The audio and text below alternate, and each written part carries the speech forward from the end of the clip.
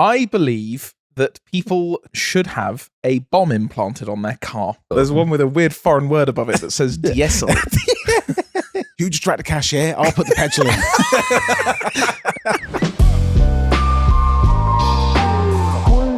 Hello, and welcome back to the Cars Rule Everything Around Me podcast, number 45, with myself, Edwin, Will to my left, Benjamin behind the camera. Hello.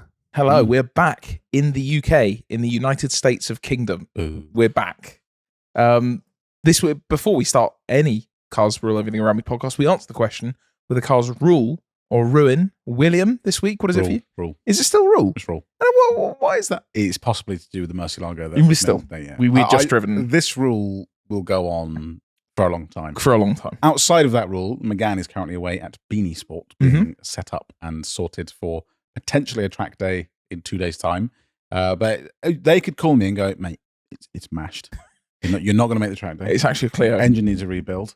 And this is a DCI McGann at your service. I say it doesn't matter. I don't care.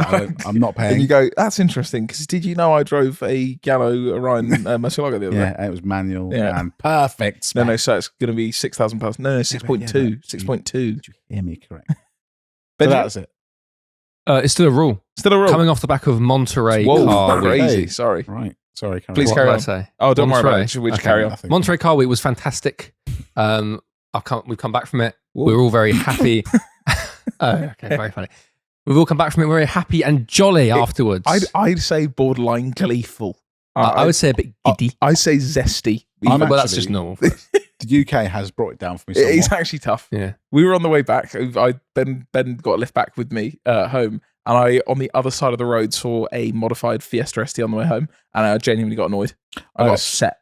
I had a similar experience. First day coming back here, which was yesterday, driving in, I saw like a Ferrari 250 GT. Because we have, for reference, we have GTO engineering not far down the road. So it's not regular, but it's more regular than normal road. I saw that and just went, Saw a GTO the other day. so? But still, it's like everything's just, if that had sunny blue skies, beautiful roads, I'd go, whoa! Yeah, this is great. Hell! But yeah, UK. So yeah, just simply because of that. It's Simply great. great. Feel very lucky to do that for work. That's very cool. And we're going to be very smiley and happy and gleeful for the next 10 minutes? probably. And, Yeah. then, and then these two will start bullying me and I'll feel quite sad again. Fair. It is coming. I would say I am in the same. I am a rule still. I've been working on my E36 above, so it's been annoying me because the previous owner left parts of the handbrake undone. So the first drive down to what's called Goodwood ruined my handbrake completely. So I have to rebuild that. But yet I can't be pulled down. It's still a rule. Monterey's still. We're going back next year. By the way, I think we might have said this in the end of the last one, but if anybody works for anyone who knows anything about anything at Monterey, we'll be back. Let us know what you're doing next year. Perhaps we'll pitch up. Perhaps we'll pitch a tent in your house. Perhaps you work for the Quail Perhaps you work and for you the want to Quail. let us, perhaps you're Gordon Murray and you're listening to You're this and you Gordon want to let us Ramsay, in. and you want to Guy Wood too. cook us something up. Or something. perhaps you're JK. JK, mate, we're still. Was he there? You know, I know. I'm not sure he was. Well, he'll be there there next year because he'll be inviting us. Because he'll be with us. We still Yes. know. We still know that you're listening. Obviously, Yeah. Just make yourself known, mate. Just at some point. We'll pitch a tent in your house, buddy. Always. So shall we begin? Are there any newses or are we just anecdotes this week? There's a couple of newses that we'll go over. This could be very old at this point. One thing I noticed, this is bordering on Ben's misinformation. Sure. Because I've only really seen this in sort of Ne'er-do-well websites. Okay, interesting. Nothing trustworthy. Is that the Camaro is making a comeback Interesting, because they killed that off. as No. an electric crossover SUV type Go away. thing. Do you know what? I'm going to say it. We've both said this today. I miss the Hummer. Yeah. I want the Hummer. We talked about it. We talked about hating it. We talked about charging it. Actually, well, we never talked about hating it, but I miss it so much. We both. I had to come and pick up some wheels for my dad, so I borrowed my mum's old X5. You were in your Range Rover, Yeah. and there's quite a sharp turning to get into our unit. And usually, you have to swing really wide and go around the other way. But I was so used to the Hummer, I just tried to turn the wheel and go in. I had to do a 3-point turn. Yeah. And I was like, the Hummer could never. I miss her. It would just It's go a in. great car. We just watched the final cut of the video for Monday, which is the Hummer, and watching it back, I just miss it already. It's so good. Apart from the charging, which is a common theme throughout the video. We did look it up. There is one in the UK. Yeah, you can. It's reasonably priced at £300,000. And for reference, in the US, you're paying pounds equivalent about 80 grand. Yeah. But there's a load of, I think there's a lot of marking up there. Yeah. But importing it with fees and taxes and whatever else, and the weight means you have to ship it on the world's largest ship and make sure you don't sink said ship. But I think genuinely, because you're importing something that big and the size of it, it means it doesn't quite fall into the same category as cars. Yeah. And also, it's a premium vehicle. They're going to go, sod it. Give us money. 300K. So I'd be interested to know what would happen if we tried to do it personally. But also it's still going to be looked into it, and it might not even be ULEZ.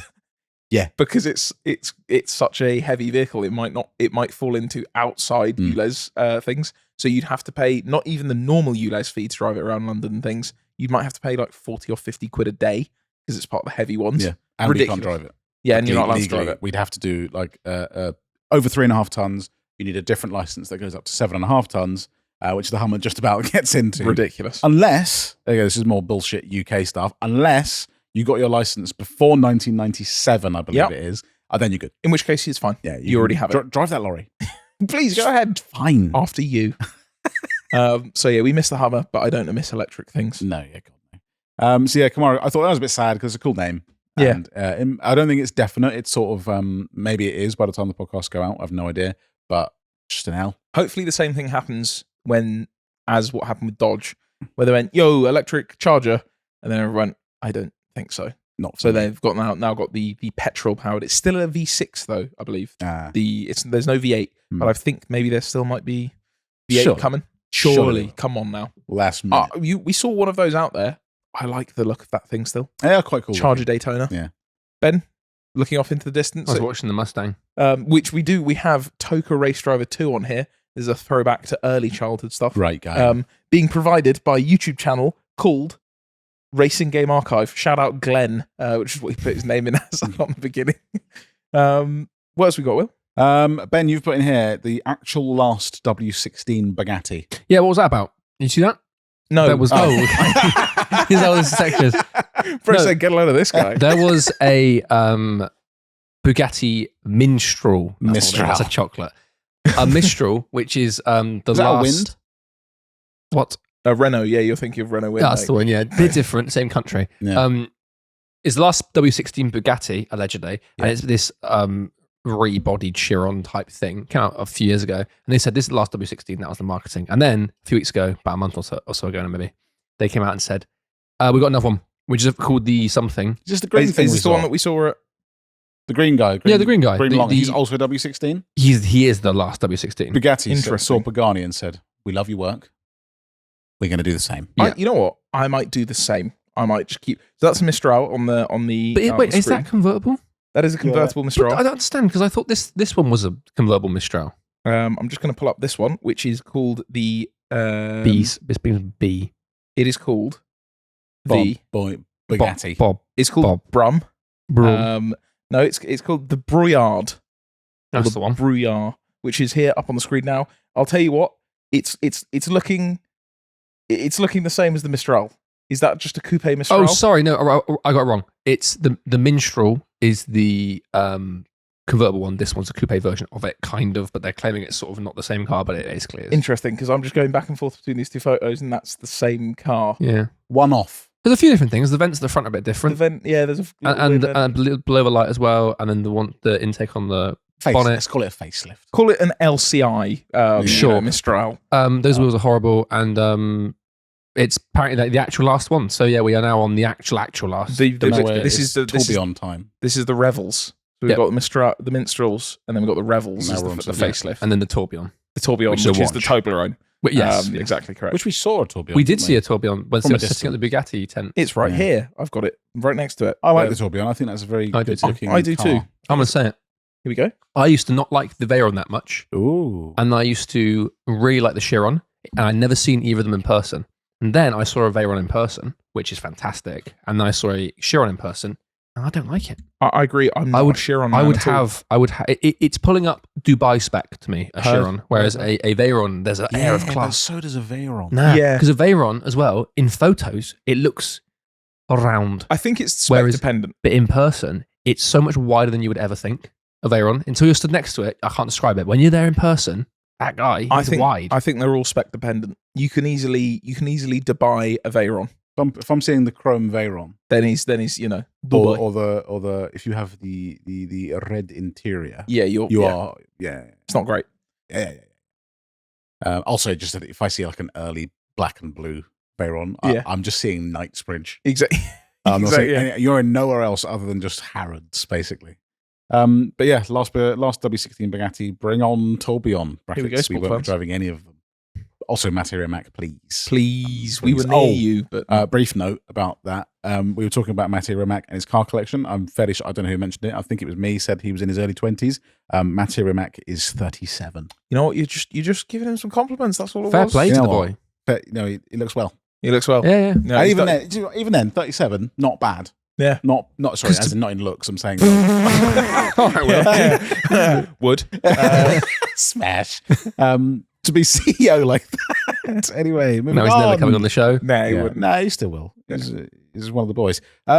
This is now away from new stuff and Here we go. more things that we've been doing. This is actually before Monterey. We've got Gallardo 550, not Gallardo 550, Gallardo 550, Yeah. Model T, Mustang, and El Camino. Which would you like to Where start should with we first? start? What was the first? El Camino. El Camino. Because that's gone and, out now, that video. Yes. Okay, yeah, let's start with those two. I don't have So- those photos yet, but we had the episode with Tom Lenthal, the podcast episode before we went out. We had behind us the Mustang GT350 replica, which you then drove the next day.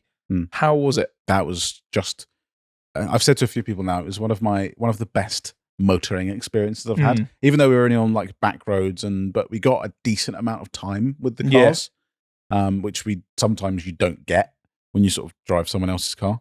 And it was just great. It was so good. It was so much better than I was expecting. It sounded, Christ, that was one of the best V8 sounds I've heard. It was It full was on so 10 miles. motorsport. It was so good. Yeah. And then on the flip side, the El Camino was exactly what I'd hoped for, which was just a lopey old brick Yeah. that just every time you hit the accelerator would just spin up a wheel. It was so good. I've not quite experienced instant torque like that.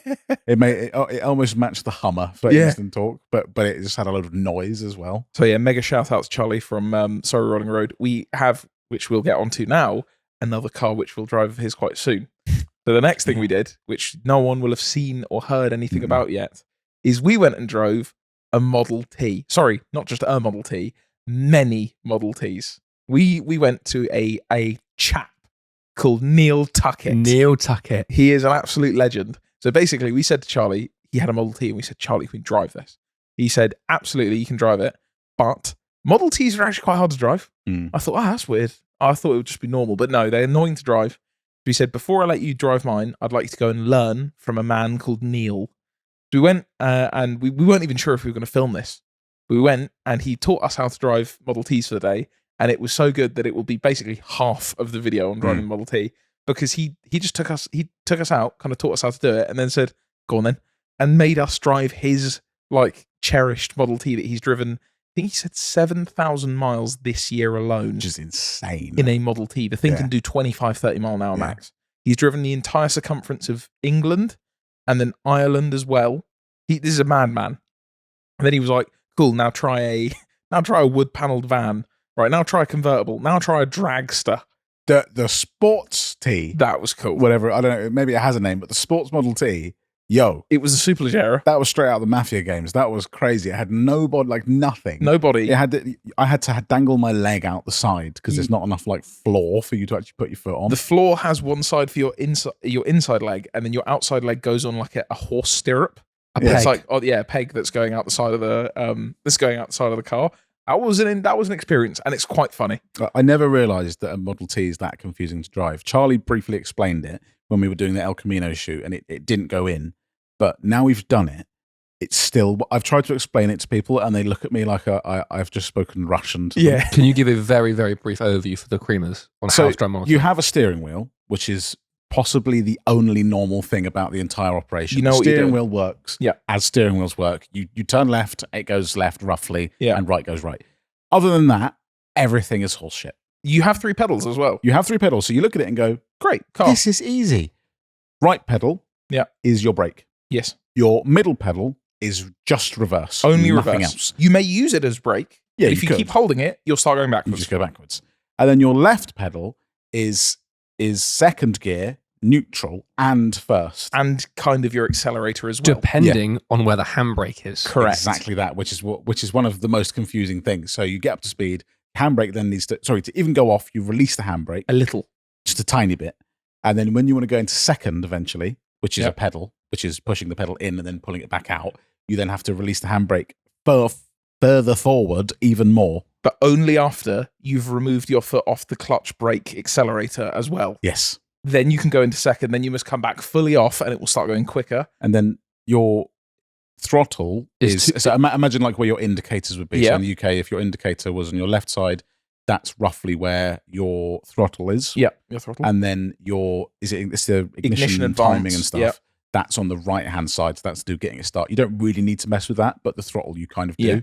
But if the only thing that changes from left hand drive and right hand drive cars is the position of the throttle, and Edwin and I had a mishap with that. We decided we hadn't been out in one that was just the two of us in the front. Yeah. So we went out in one of them, and it was a left-hand drive one. Now, I had remembered that Neil had said the only difference between left-hand drive is that the throttle switches over. He said, basically said the throttle is always on the outside. Yeah. I never say left and right. And I remembered that, and I was accelerating away, and then I accelerated with a bit more oomph than I'd imagined, and I was trying to rein it back in. And Edwin's like, no, that's the ignition. I was like, and I panicked. Yeah. And I've just cranked up the throttle, messed up with the timing, and we started accelerating even faster. We shot off. But the worst thing was Neil was standing next to the window. So right as he was like, right, off you go, we went, all right, Neil, see you in a bit. And then went, meow. And all he would have had in the distance was, no, Will, please. Brake. There's also a bit where the whole site it's like a giant farm. Yeah. And the roads you're driving on is the private driveway gravel area up to the farm. And it's very bumpy and very funny. And there's this, but he said, drive from where we are where the workshop is, up, down this road, up a hill, and then back. And coming down the hill, these two accidentally got the sports one into second gear at speed. And you can see in the footage, and bearing in mind, when you film cars, nothing looks quick. Never. If it looks quick on camera, you're going quick. Yeah. And you just see them to just take off. And it is so funny. I'll keep it real with you. It wasn't an accident because we shout at the camera, shall we go for second? Because that car had an overdrive in it. And the only way I could drive it was if I put it in third on the overdrive. And I said to Neil, is that okay? And he went, yeah, but just know that at full chat, this will do 50 or 60. And I was like, oh, okay. Yeah, it was getting... We got to 35 or 40 and got scared. It's one of the most stressful and scariest experiences. I don't think I exceeded 20 on the day. I did... I was... It was peril. See, I got quite comfortable. I overtook Will. Will was going up the track and there was only space for one Model T. So I straight up Birmingham did. Yeah, I went on the hard shoulder. I went onto the sheep field and overtook Will. Yeah. That scene in Ford versus Ferrari at the beginning when he overtakes him on the dirt. That was that. So yeah, be excited for that. That's going to be a very good episode. That was funny. So we have one half film. The other half is where we're going to take Charlie's Model T and drive it on the road. I actually couldn't be more scared. Yeah. Genuinely, you could offer me, if someone said this is my one-off £70 million race car, please don't damn it. I'll be cool with it. I'm as long as it's got 3 correct pedals and a steering wheel. I don't care how wide it is, tall it is, long it is. I'm happy to do that. But this fills me with dread. Doing 15 miles an hour, struggling to get into second without even being able to brake.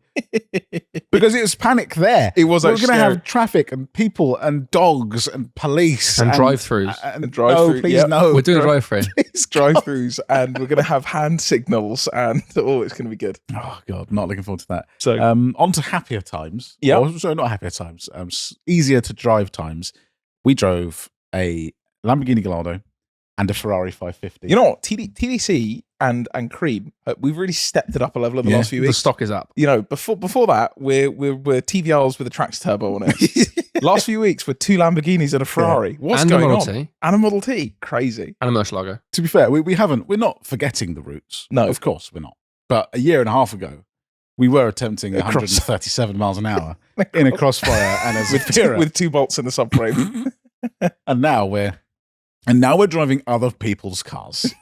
You know what? Life sure is good, huh?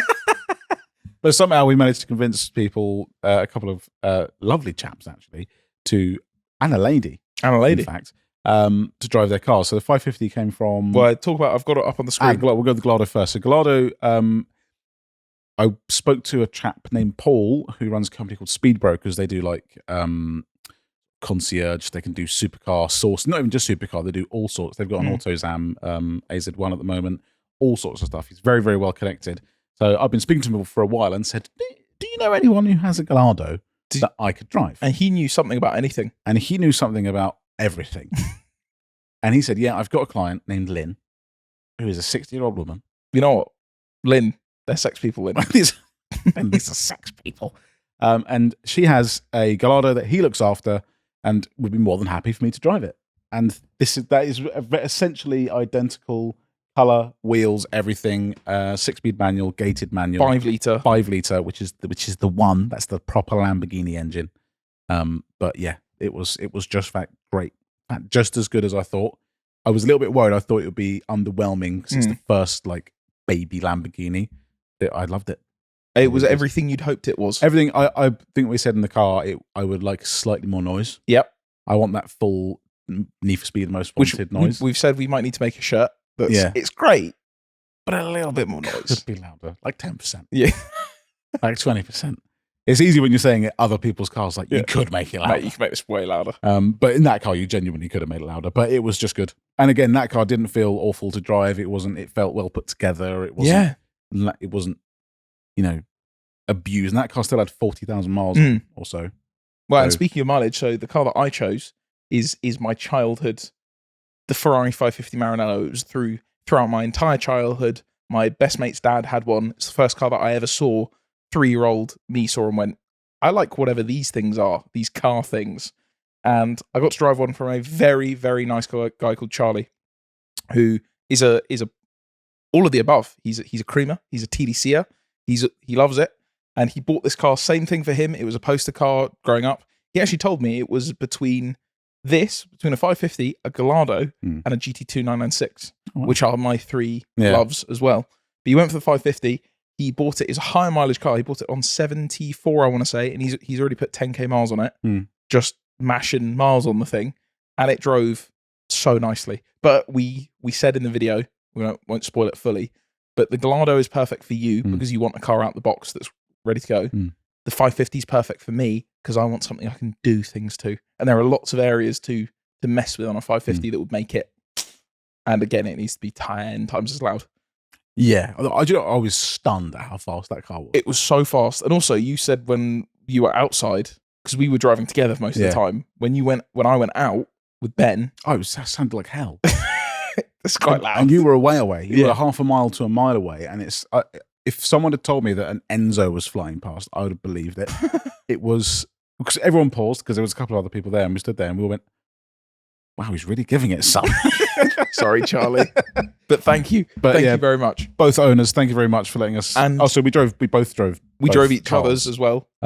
Incredible. So yeah, just a fantastic. Also, that was the day before Monterey. Exactly. So we are lucky really set boys. That week up really well. And the result of it, you're on the lookout. I have to make it happen. Now the Murcielago has thrown a spanner in the works. It really has. Just have to be both, mate. I drove the Gallardo and thought, okay, I need to make this happen. However it happens, it's going to be, I don't know what it's going to be, but it needs to happen. And then I thought, I'll drive the Murcielago and it won't matter. That'll be cool. Driven the dream car. Yeah. No need to think about it anymore. But all I have thought about is that car. So, but we'll get onto that a little bit later on. Moving on down the list, we've got more Audi name bullshit. Here we go. We'll have to pull up some of this, but basically we talked previously about the A5 now being a wagon. A4, yeah. Which was not what it was. The A5 came out, it was the coupe version of the A4, and now the A4 is no longer. Correct. Well, Ben, you know a little bit more, but the crux of it is that now the odd numbers for Audi are the petrol ones, and the even numbers are electric. Sorry, did I say electric twice? I think so, yes. Great. Basically, one's petrol and one's electric. But they've now scrapped that. And they've not got rid of that. As far as I'm aware, yeah. Oh, what? I didn't know that. Apparently, it was too confusing. But they've kept it. Obviously, what they've done so far. But I believe now it is just going to be. So it makes even less sense. Yeah. So make this big change, and then halfway through it, go. You know what? Also, who was not in the first meeting? Yeah. Surely everyone went, "Oh, what are you talking about? This makes no sense." Someone did the same thing that we did. They went, "Oh, so here's the A5," and they went, "Whoa, what? What the hell? That's an A4." Also, I hate to break it to you, that's an A4. What you had before was fine. You had your normal cars, your A1, 2, 3, 4, 5, 6, 7, 8. Yeah. Then you just make that exact same car, but it has an e-tron at the end of it. Or maybe you just call it an A5E. Also, or EA5. EA5. It's in the game. EA. Now, the thing that I really don't understand about it is that there has been, since the 70s or the 80s, an unspoken rule that the numbers going up mean a bigger car. The 3 Series. We all know what that is compared to a 7 Series. It's small and big. I can glean the fact that an A3 is smaller than an A7. Yeah. Even Mercedes, you can work it out. There are numbers to it. Why mess with it? Yeah. It makes no sense. Audis always seem to have it quite simple compared to like BMW because it was always, you have an A4 and it is a 2-litre diesel. Exactly. Then you have the RS4, which everyone knows anyway. And then you just have the sort of designation and then sort of what engine it is. Whereas BMW, I always liked the way BMW used to do it is you go, it's 3 Series, 330 is 3 litre, which is not always 100% accurate, but you were roughly there or thereabouts. Whereas now, no one knows anything. No one knows anything about anything at all. They really don't. Like even Mercs, I see a Merc number and I'm like, I don't get it. This is E400 or S9000. Yeah, like, and it's got 1 litre in it. What does that mean? Stop doing Range Rover ones that say, this is the P SCR. What does any of these numbers mean? If you work in these bullshit meetings, come out and tell us what is it a joke? Are you all just going? Let's call it the S9890, and then that. Whose brain is coming out with this dross? It was the people that were working in Nokia in the early 2000s have transitioned over to cars. They went, just whack a load of numbers on it, mate. I don't think it needs anything at all. Just chuck some numbers on it. Also, like French, you can get away with it. You can go, right, it's called a 2008, and everyone goes, fine. Sure. No worries. What will the next one be? 6. Fine. That's fine. Cool. This is the 5. Yeah. And then the next one's 2008. And 206. Yeah. Again, there is possibly meaning to that, but it's fine. They're French. You can get away with it. It doesn't matter. You can explain it away, but you're German. You should know what you're doing. You should know better.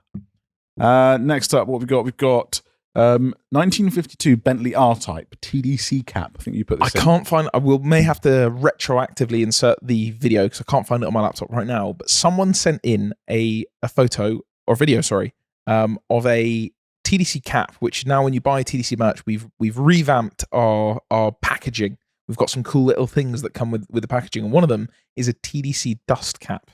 And someone sent a video of it. Was it the 52 that I wrote down? Yes. Yeah, a 1952 Bentley with the TDC cap on it. That's so cool. I'm talking about picture a wedding car, 9000, with a huge big steel wheel, and it's got a purple dust cap on it. That is cool. And he sent the photo, he sent the video and said, I bet you this is the only 1952 Bentley with a TDC dust cap. So, if you see something cool and you got one of those dust caps, let us know what it's on. Well, you say it's the only one. That is. Okay. For a second, I was like, there's no way. The whole Bentley R-Type owners club is just going, I like those purple dust caps. That's a nice shade of quite purple. Cool. Really goes well with my wedding car. Oh, lovely. You've also put in here, Edwin, R32 bumper on GTIs. Right. This was filmed, this was seen during filming of the El Camino. We're at the petrol station, and I saw a Mark V Golf GTI with an R32 rear bumper and Golf R Mark 7 wheels. And for those who don't know, what does that mean? Though it's a bumper from the V6 Golf, but put on the 2-litre 4-cylinder car. I'm fine. Sorry. And for context, this has a normal GTI would have a normal just single exhaust coming out of it. I'm going to show you right now. This has 2 center exit exhausts. Exactly. Very cool. Here we have a Mark V GTI. I can understand wanting to get rid of the plastic rear bumper. Doesn't look the best. That's fair. Here you have a little exhaust off to the side. Now here's one I made earlier. A R32 Golf has these center exits. They're cool. They're very cool. I like those exhausts. But what people do is they go ahead and they put this bumper with the center exit exhaust the telltale, the thing that makes an R32 on a GTI, and it drives me up the wall. I hate it so much. I think it's my mod that I like the least. Yeah, and I know annoying. there's going to be some Mark V Golf owners going, oh man, it looks better, so that's why I do it. That's fine. But it's so annoying because it gets my hopes up. Also, I think I'm seeing an R32 and I see a sheddy little Mark V GTI. It's actually a toe later. It's actually faster than the R32 because I've fitted a strong hopper hybrid turbo to it. But the thing that really annoys me the most about it, and I've pulled up a guide on someone doing it, is that you have to get rid of the standard back box. So it ends up with this horrible, because the R32 exhaust is different. It's just pipe. It's just fake pipes. They're Look not at fake that pipes. hanger. But Is that a hanger? Yeah, look how. What the bloody hell? Now, I mean, maybe the Volkswagen ones, but surely not. But I don't know. That's I don't know why it rubs me up the wrong way so much. Because it's incorrect. There is a It's just But it's like putting M badges on a 3. no. There is a Ti. BMW equivalent to this. It's 335i tailpipes. Or E92 tail. Where people go, they have either got 330 or 320D, and they go, I'm going to put those, and then just have a look under them. Yeah. Have a look under them, or same as like E39s used to be quite popular for putting quad pipes on. Yeah. So you have the normally on a normal E30. Obviously, you know this, Ben. Of course. E39s, they have, Yeah. Of course. They have this pipe on the side, and then people go, I'm going to have some quad pipes. Got And double. then you look underneath, and you just see this offshoot pipe doing absolutely niche underneath. Or here's a big one. When you see like a standard F80 BMW 3 Series and they've put the M mirrors on them, you know, the ones with like the little, I think the little wings. that would be an F30. Oh. actually, it's an F30. Now hold on, because you usually get us on that. Yeah, that's fair. My, how the No. the tables have turned. Yeah, but that's It's all the right. equivalent to me. But for me, it annoys me because I get excited because I'm like, oh, no, 32. No, it's not. No, it's a chopper and a PD. Also, probably someone going, it's actually not a PD. It's the common rail diesel injection. Shut up. Edwin, you've also put in here motorway rubbernecking speed movie. This is my rant of the week. That the R32 was a quick warm up. Ben has been privy to this. We were driving. Have I? I believe that people who slow down on the motorway to look at things that are happening, should have a bomb implanted on their car. They should have. It should be the movie Speed. That is what I believe. That's why I've put it in with that. Now, we were driving to the hotel before we went to film the Gallardo video on a Sunday evening. You know, lovely evening. And Edwin had this exact conversation with me. But imagine this times 10. This I have level to tone of it down anger. for the podcast. But the movie Speed, Will. Okay. There is a bomb on a bus. Thrilling. Right. And if the bus goes below, I can't remember what the mile an hour is, 30 mile an hour perhaps. Okay. The bus will explode. That is the school bus. That is the premise of the movie. Now, what I propose is that everyone has a bomb in their car. Now, I know is a little bit it might be hard to regulate and to get people to adopt Someone taking my their kids to school. exactly. Yeah. I think perhaps, but there should be a requirement that if you get on the motorway and there is perhaps a little shunt on the other side of the road, if you slow down within a certain box area at the beginning or the end to look at this whatever has happened on the other side of the road, you will explode. And I will feel nothing to you. But hang on. Because that will make the issue worse. Because then people will I'm be looking sure from it the would, other side of the road. But the fear that people will have will stop it. And is this the same world as the cinema that With we'll the talk cinema, I about think where you blow up It's if the you- very same. This is when TDC comes to power. Cinemas and motorways, a dangerous place to be. We'll lose some people along the way, We will. but the world will be a better place I- afterwards. It angers me so much. Is your life that soulless and meaningless that someone's Micra bumping into someone's Mark 6 Golf is enough to slow the whole motorway down? That's the way to go. I want you gone. I want you out of here. If I want to be a baseball ref, I want you out. I want you away. It angers me more than I think anything else in this world. Just go. Just go. I'm not trying to say I understand them, but when it's a big crash, it's odd. You're essentially looking for death. You're like, oh, is there a bit of blood? A bit of morbid curiosity, fine. But you're a little bit of that. But you shouldn't be slowing down. Like, do it at speed. Do This it at 70. But when crashing. But it's when you have this ridiculous congestion in traffic, and you can, okay, it must be a crash, and then you get to it, and it's a van on the hard shoulder, This is or it's a man changing his tire on his bicycle. This is why this anger. This is what this anger came from. We saw one. Sorry, on the way up from the Gallardo 550 shoot, we were driving and there was an Alfa Romeo broken down on the other side of the road. It's crazy. But just in the outside lane, like in the overtaking lane. Push it onto the hard shoulder. Everyone's sat there just waiting in standstill traffic. That does confuse me sometimes where people break down. I always look at it and go, was that really your final resting point? But everyone is already stopped.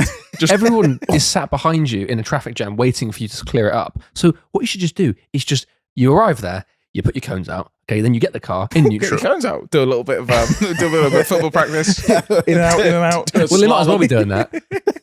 Put the car in neutral, and then you and a couple of the boys push it onto the hard shoulder, and then like get rid of maybe one lane for safety, and then that way the traffic can still flow. Why do we have to have a car just parked now on the motorway? I understand that people are motorway is a scary place when you're not in a car.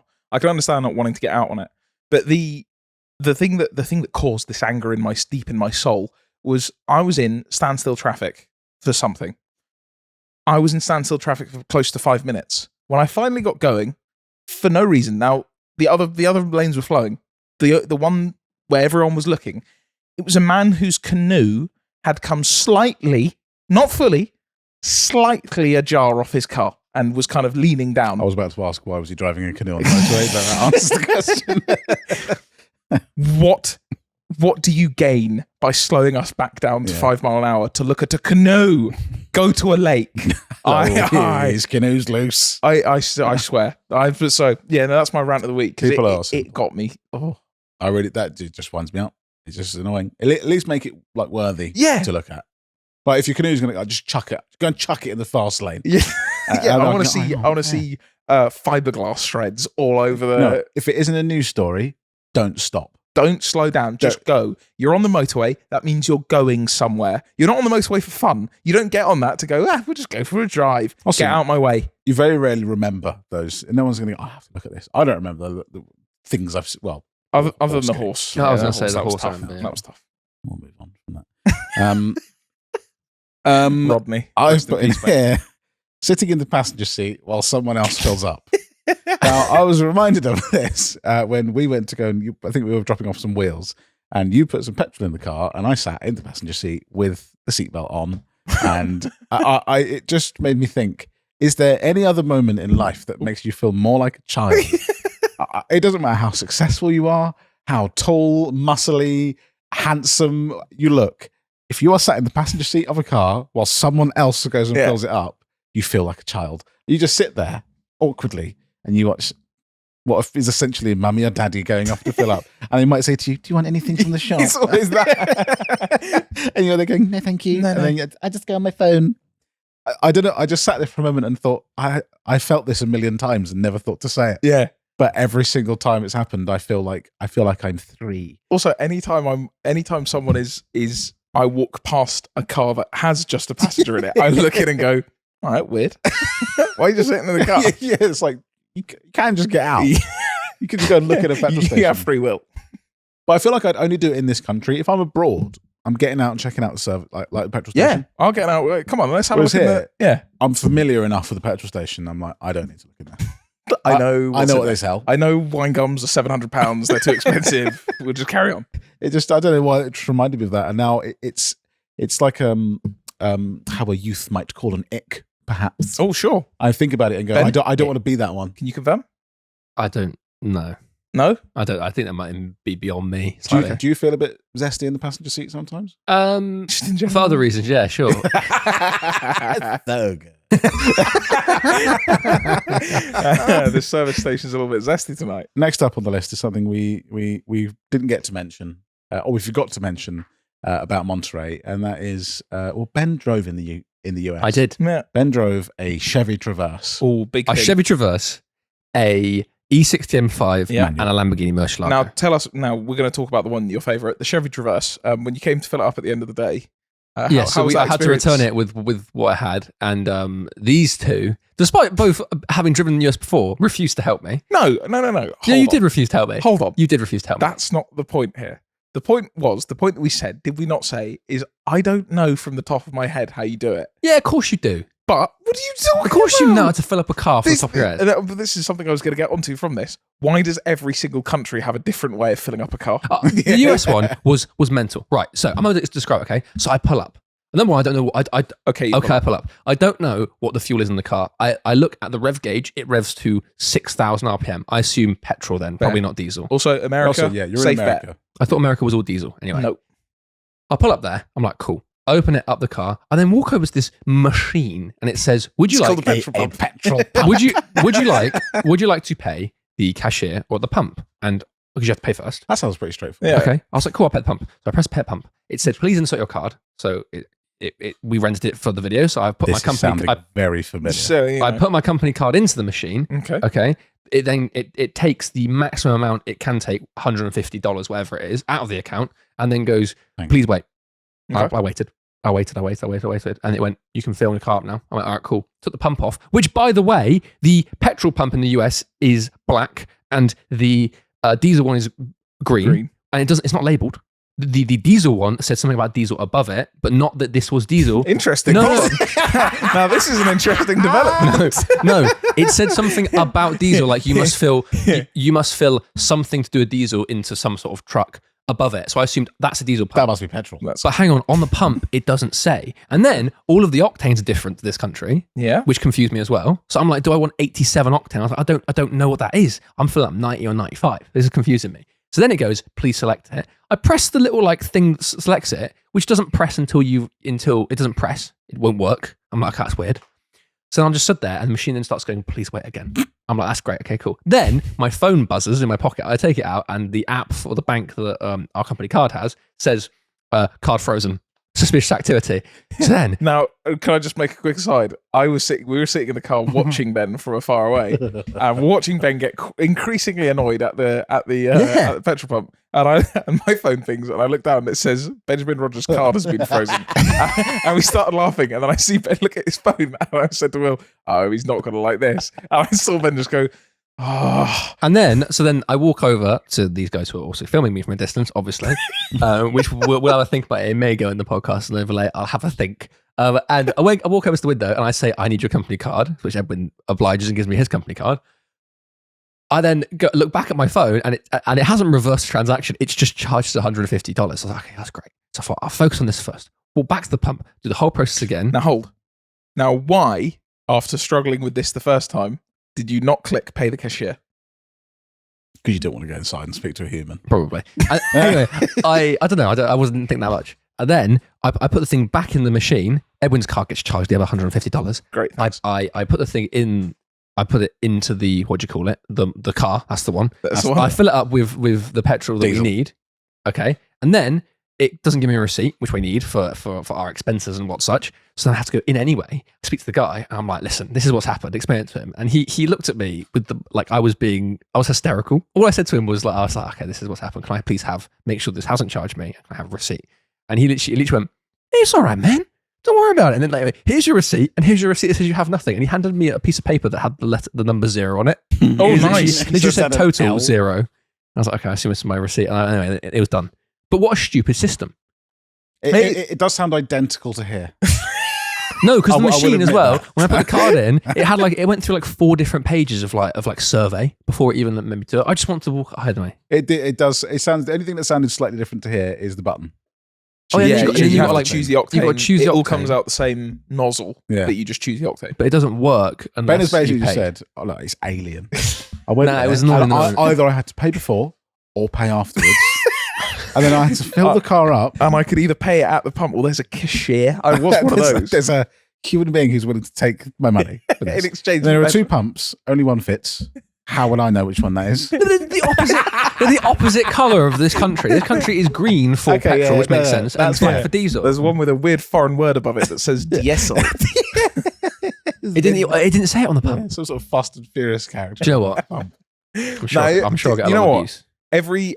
I think everyone will agree. The first time you go to a different country, going to the petrol station is it feels like when you're at a school disco or something, where you just don't know what to do with your body. You don't know where you are. Well, it was You're that. just like, where do I go? Where do I stand? What I will say though is that in most other countries, it's because of the language. I remember trying to Exactly. I remember trying to fill up in Belgium, and being baffled because no one gives you the instructions in English, and it's all like, oh, you have to go to a machine in the middle of the pump, pay the machine first, and then you go in there, and then you go and do a sun dance to a Belgium chap in the middle of the thing. Whereas in America, it is all in English.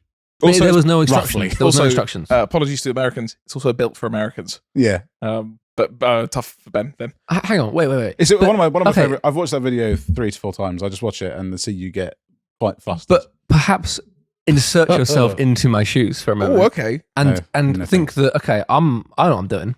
No, I know, I agree. And then I you look down the road and your 2 colleagues / mates who are sat in a car refusing to help you. What do you? Ben, I asked you beforehand, can you tell me how it works? And you said no. I can't have I 3 didn't men know- crowded around a pump. I didn't know how it works. Now, do you want us to? We can't just shoot us will as well. What's it called? Not dirty dancing, but are we both holding the pump together? Are we both gripping? No, and it would inserting really it? just be like, okay, it's Look, quite if simple. we all you do focus it. on this, we can figure out how to do it. All right, mate. I'll focus on the pump nozzle. You focus on getting the car open. You distract the cashier. I'll put the petrol in. and then I'm confused about it already. I'm trying to work it out. And I look down. I know the entire time But- they're gonna be laughing at me. I look up and they're filming me. So of course, that's going to add to the situation. Well, have But- a turntable. And then on top of that, videographer. on top of that, I've got to pay for it on the company card, which is now frozen and I can't use. Yeah, thanks for And that. I'm 5,000 miles away. But did you figure it out? Well, yeah, but Well, there you go. But now we're But that talking was on our, the that was our, podcast. that was our point. Is You suggested we talk about this on the podcast, did you not? I thought it'd be good content. now moving on to our next bit of Ben slander. Oh, great. This is about dreams. Oh, for okay. God's sake. I had a great dream recently, but before I get to that dream, we have. No, you tell the dream first. All right, Yeah. I'll tell the dream first because there's not much detail to it. I had a dream that Peter Trander, Who's from that? TRS Performance / Rat Dog, I had a dream that he bought the Nürburgring. Yeah. And I you said was you listening woke to up. that. I was in the room when he said it. I know it happened. But the best part is you said you woke up genuinely believing that he had bought the Nürburgring. I genuinely woke up and thought, "What? Why would he? How's he done that then?" That's a lot of Crazy. remaps. God, I can't wait to get there, Peter, mate. So, by the way, Peter, sick. Congrats on that. We'll be over in a bit to Yeah, I mean, to sample the track. if you could just get us a free, we'll just book it out for the day. Yeah, I mean, it's perfect, really. Like for Rat Dog to have the Nürburgring, that's an ideal purchase. We can do some road tuning blasting on the around. Yeah. So good. And also, speaking of Rat Dog, we said it last week, but we are still very much excited for the Murcielago. Oh yeah, 100%. Because Will's dream car's the 6.2, mine is the 6.5 Murcielago. That's what you guys have got, and I'm frothing to Ooh. get in it. yes, cannot wait for that. Also, it'll be an entirely different experience. It will be in the UK. Well, possibly. Flying over to possibly the America. Nürburgring. That But Peter Trander I now mean, owns. it's Peter's got, so it makes sense. To maybe he's test going it to on change its name. there. Yeah, something to else. the Peter ring. The the Trander ring kind of The goes. Trander ring kind of. Trander ring kind of. I hear that circuit Trander. But anyway, from that, we discovered from Benjamin here that he doesn't dream. No dreaming. I don't dream. You- Well, I have dreamt before. Oh, okay. Now this But was. that- now this- this- this is where it so gets annoying. This is such a contentious. classic TDC conversation because I made one passing comment of like, yeah, I don't really dream that much. No, which, No, which is now I never got. I It never was- ever heard. I don't really dream. It You wasn't. said I don't dream. It I was don't a- really. Okay, fine. I said I don't dream. It's like, yeah, I but the don't. I'm just saying I do sometimes. the implication of that is that you don't. Of everyone dreams, but I don't really But dream. not you. If I dream, it's very rare. Now, Ben, tell me, what's your dream car? No, I'm not doing this. This is Dream house? a night. I have all of these things, but those are Whoa. all not the same thing. Okay. So right, interesting. you're telling me you don't dream. I occasionally will have a dream. And what's the Okay. last dream you remember? Well, Peter Trander had But recently did he buy bought the Nürburgring. See, that's weird because I had a similar dream, and it turns out that's just fact. Yeah. That's just we So didn't. it turns dream out none of us dream. No, I don't know. I don't really dream, and it became But like a that's massive what- thing. right. And the classic thing with us three is we'll be sat in the car and needs to be bored or something. And when they're bored, they like to bully me That's about not these true. stupid little passing I comments. just like to ask questions. I don't think. Yeah, but the that's true question at all. it's hi Ben, what's your opinion? I answer No. my opinion or what it is, and he goes, no, that's your opinion. And now I will not accept this opinion until I am either right No. or you admit you're wrong. It's not an opinion though, because you said you don't. I don't dream. You made a What are you talking about? A bold statement. You said I don't Smooth. Dream. I don't dream. You're telling me you don't even remember a single dream. Not one dream you've ever had. You remember Not off the because top you of my never head. had one. You Not never, bad. you never woke up from a dream and gone, "Wow, Peter Tranter owns the Nürburgring. No, I haven't. I have one. Who'd have thought? I have one dream which I had that was reoccurring when I was younger, and that's it. What is it? Was it about a V12 Vantage? No, No? it's actually quite. You've never dreamt that. No, You never dreamed of being in a suit driving a V12 Vantage? No, Your I just- literal dream? I've just thought about it. Okay, I never dreamt it though. I don't really drink. You don't. Drink? I don't really dream. No dreams. Well, we'll have You're to get missing on out. to... We're Ben's psychiatrists now. Just getting into his dreams. But what? So you dream every night? I'd say most nights. You I- dream? I have a bet I full-on do. dream? Yeah. That's not true. I bet I it's do, true. but I don't remember it. Everyone, I the have whole memorable dreams. But then this was our non-memorable. next debate, which is the scientific fact is that everybody dreams basically every night, Yeah. but your brain doesn't retain that memory. So then, in thery, then I do dream. But you Right, just but I'm never talking about remember dreams. it. I'm talking about how you go to sleep right tonight. Yeah. You get all cozy. You're probably wearing cashmere, knowing you. Oh, Probably a lovely big old bed. Completely naked. So what you said was right. Will's completely naked in bed. As in, he doesn't even have a duvet. No duvet. He's just No laying on- clothes. just on the laying floor. It's just a bed frame and he's naked, okay? He's all cozy in that Oh. situation. Speaking of bed frames, we'll get to bed We'll get frames. onto that. And you go to sleep and you have a dream, and the next morning you go, I dreamt last night that Peter Tranter bought a Nürburgring. Yeah. That is your every night. Famously. That's your every night. I had a dream. Not- There's one of the few dreams I remember from a kid is that my mum had a Citroen AX, a red Citroen AX. Will's actually told me this story. I remember this. I mean, possibly that this is not as accurate as from when I was 5 or whatever it was. And she had a Citroen AX, and I had a dream that we were driving through Slough near where the Queensmere Centre is, if you know where that is. See, that's what dreams are made of. You would have had any dream when you chose Slough as a location. And then a dinosaur, a Tyrannosaurus Rex to be precise, stomped through the car park and picked up my mum's car by the bonnet and sort of swung it about for a bit and then like put it back down. And then, but that's all I remember. That's where I sort of remember the dream ending. And then the next morning, my mum's car didn't start. I remember being baffled. And it was then I believed in dreams. No. No, and that is why we were on the way to Nürburgring to meet Peter Tranter, the owner. It's a Tranter. Now, was the AX the same spec as your mum's, or was it like a GTI? in the No, it dream? was just the same. It was just the same Yeah, car. yeah, red 5-door. Crazy. Right. My reoccurring dream was that I was being, this is genuinely true. I've actually, I was being chased by a dragon, Okay. and the dragon would always just bite me. Now, And that was my dream. okay, interesting. Yeah. How big? Big. Oh, big. But I now, in my adulthood, I'm wondering why it didn't just breathe fire on me. Now there are psychiatrists in the comments. There are got to be some creamy HDs in the comments who know what that mean. They mean something. They all Apparently mean means something. That's the only dream that I can remember. Also, we have got so far off track. We are talking about dreams in Yeah. the TDC podcast. Well, next up is talking about the bed. talking about the bed, Which Will sleeps naked in. well, I didn't. thank you, you didn't. This was at Monterey. We rented a house, and Will and I had been to Monterey once before, and I knew the general layout of Monterey. I knew how far away things were. We were looking for an Airbnb, and everything becomes incredibly expensive on the week. Thousands, even tens of thousands in Yeah. Monterey. for a house. We knew someone who said they'd spent 15 grand to stay in a house which they were sharing with lots of people. And so we found a deal, a steal of a deal on an Airbnb.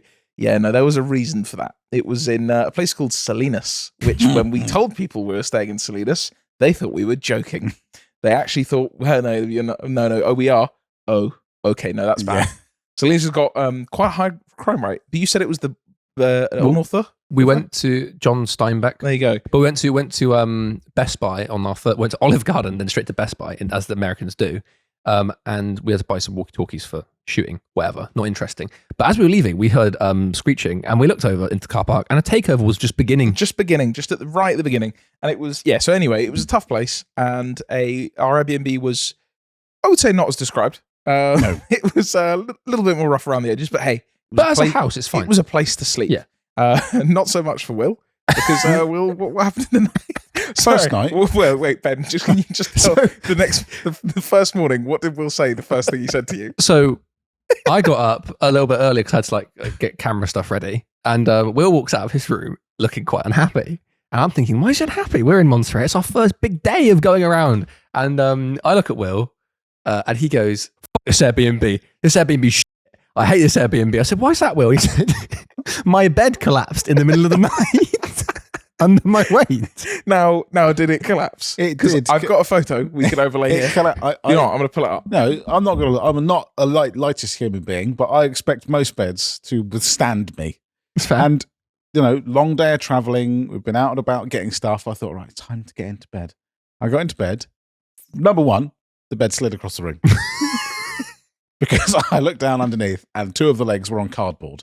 So someone decided, okay, put that thing on skates. So I slid across the room. And then when I finally put some weight on the bed, I heard this noise and the bed just collapsed.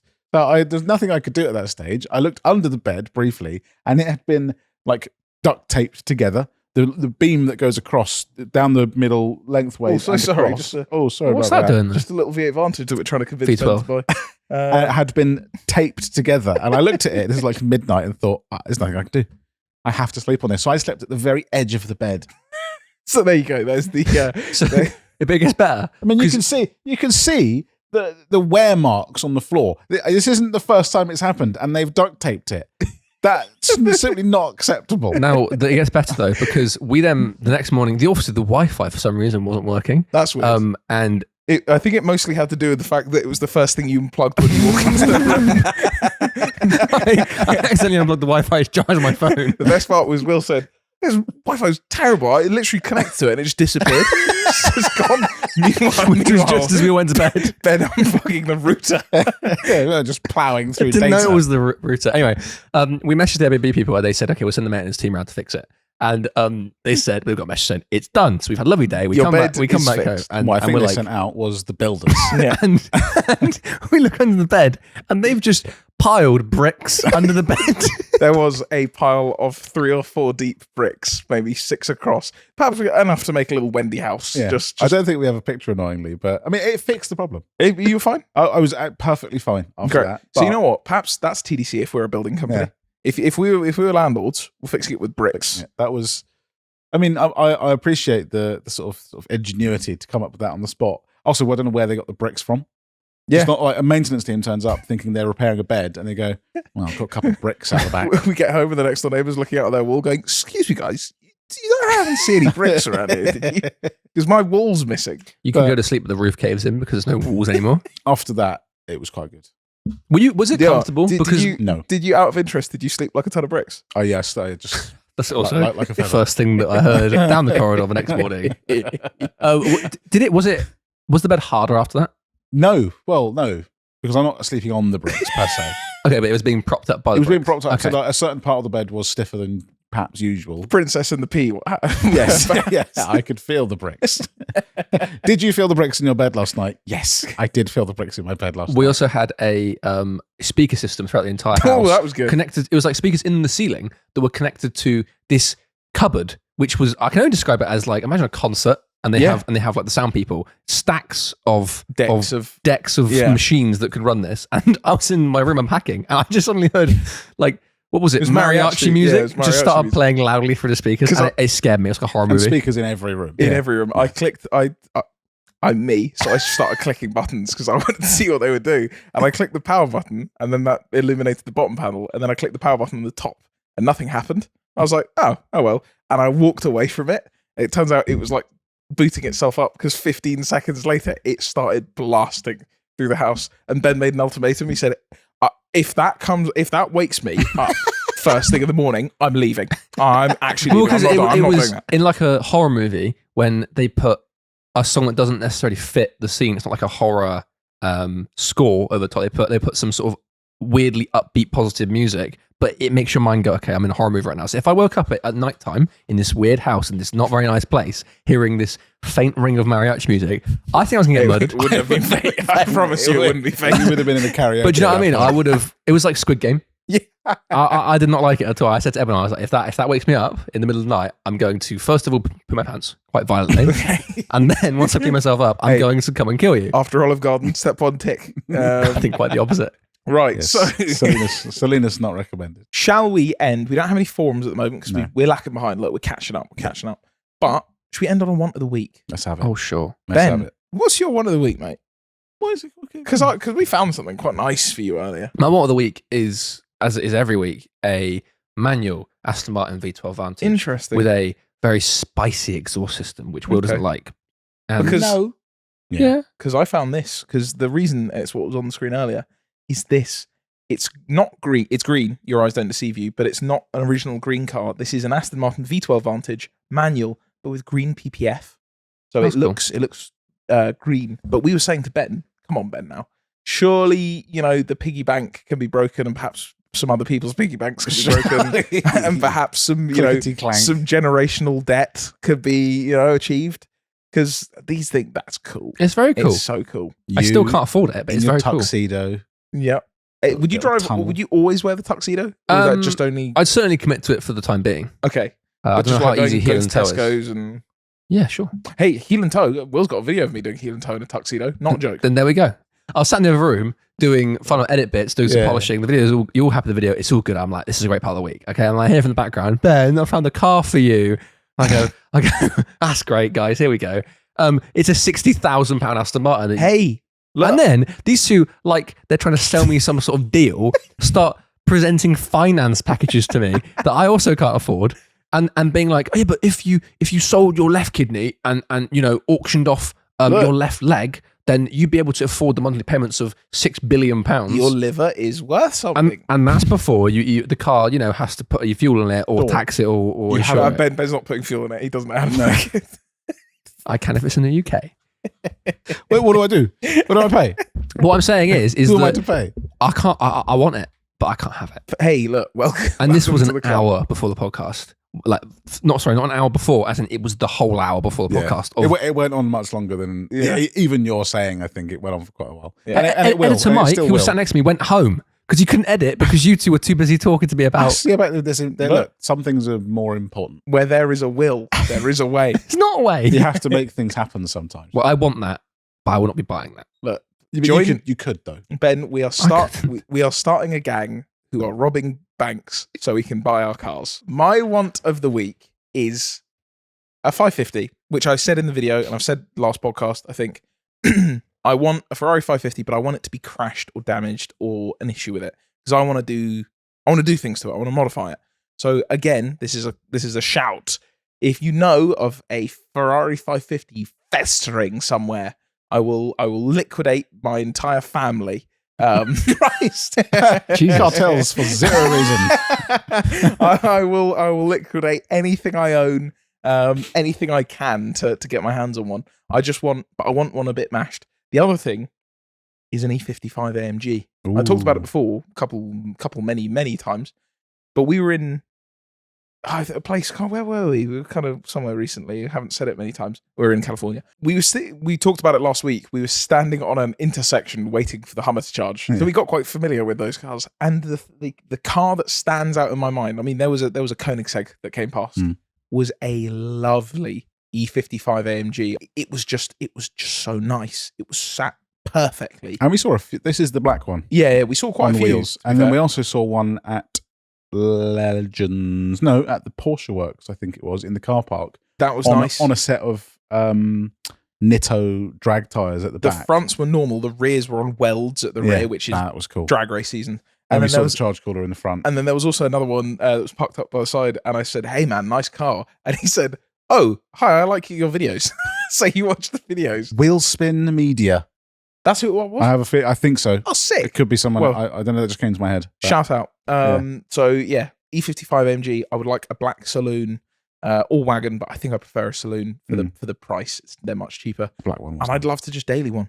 I think it'd be really not a great idea. No. But it would be a great idea. Comfy. Yeah. Very comfy. And yeah. William? Same as every week. Now it's Lamborghini Murcielago and it's a Gallardo.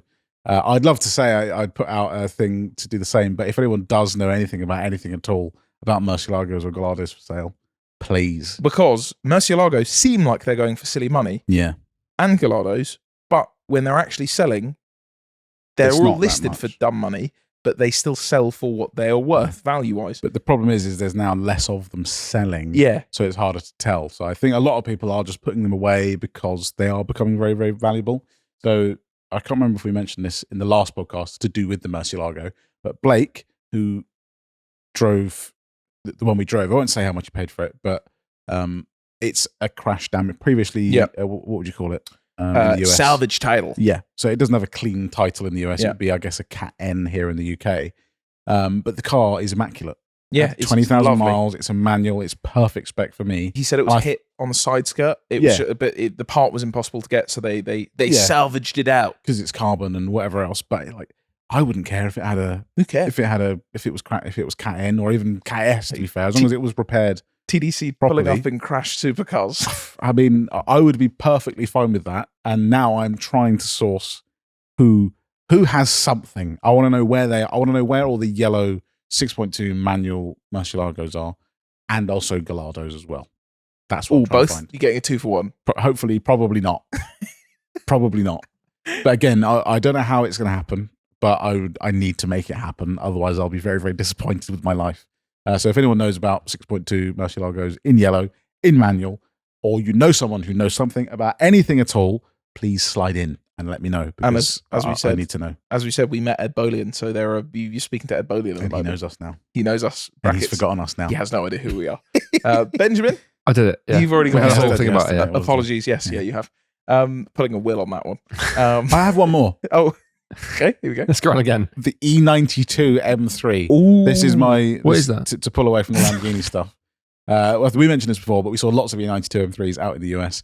And that has given me a burning fire. Just seeing some of the US spec ones, which I think are done better than they are here. They are. That and F80 M3s. Lovely. Modified very well. That's my one. You all got BBSs, you all got T37s. I'm very jealous. And you're all sat absolutely rambunctious. Really lovely. Well, I think that's a nice place to end. Thank you very much for listening to this episode of the Cars Rule Everything Around Me podcast. We will see you next week with a special guest. So see you then. C.R.E.A.M, get the money. $1 bill, y'all. Broken bed.